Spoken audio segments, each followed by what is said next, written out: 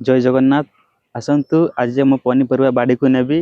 पनीपरिया बाड़ी रे कौन कौन चाष करिछु, कौन कौन गछ लगाइछु, आसतु आपण मानकु बोलेबा को नेबी। देखुथिबे आपण माने याड सब मूला लगाइछि। मूला मझरे मझरे धनिया किछि पकाइछु। देखंतु सियाड पूरा पूरा मूला सेठ पर्यंत मूला। सेठी टिके सागो बणिछु, सेठी सागो बणिछु। आ याडे देखुथु याडे कुसुम फूल, गेंडू फूल चारा लगाइछु। ये साग साग बुणीचु। ये देखो कांकड़ गछ, कांकड़ गछ एटा धनिया गेंडू चारा मझिरे मझिरे हे देखंतु मूला केते बड़ बड़ ହେଇची। मझिरे मझिरे आमे कोबी चारा लगे देइछु। देखुथिबे हे केते बड़ बड़ मूला ହେଇची।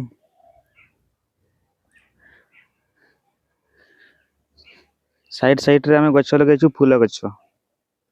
ए देखंतु साग साग बुणीची, देखंतु छोट छोट ହେଇची। ए पर्यंत दुई थर एठी बुणी साइलोनी, दुई थर खाई साइलोनी। आ थरे बे नुआ बुणीचु, नुआ उठीची। देखंतु एठी पुणी साग ହେଇची, देखंतु साग। याडे देखंतु हमर फूल कोबी बड़ बड़ ହେଇची। फूल कोबी लगाइछु। सकाळे साडे कार नै जेथिलु, तरकारी कलु खाइदलु। याडे भी देखंतु कोबी चारा लगाइछि। आ सियाडे अबढा कडुआ अछि। 1 तारिख दिन आमे आनिथिले न पुरी रु, साधु संत माने आसीथिले। सेठी अबढा कडुआ खाई के रखि देइछु। आ याडे हम बाईगण गछ लगाइछु। बाईगण एबे एते फळुनी। सारो आमे कम देउ, कम सारो रे चाष बास हुई एठी। आपण माने एईटा कौ गछ के जानि छन्ती, एईटा कौ गछ कोंतु, एईटा कौ गछ कमेंट करके कोंतु। बाईगण गछ देखंतु, बाईगण। धनिया गछ लगाइथिलु, धनिया अधा खाइदेलु, अधा अछि। और सियाडे देखो बाईगण गछ, सियाडे बोइताळु, एठी बोइताळु चारा लगाइछु। आउ बाईगण गछ देखंतु याडे। याडे भी कोबी गछ लगाइछु, फूल कोबी गछ लगाइछु चारा।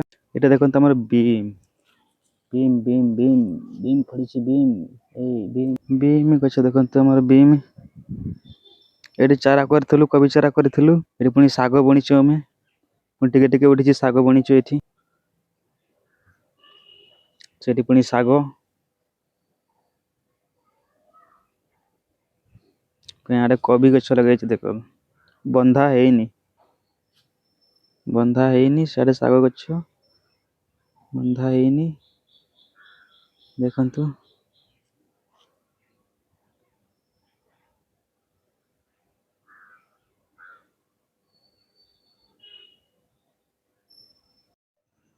तो मु आपण माननको हम पनीपरिया बाड़ी बुलेई कि देखैली। हम पनीपरिया बाड़ी रे सब कोन कोन चाष करिछि आपण माने देखिले।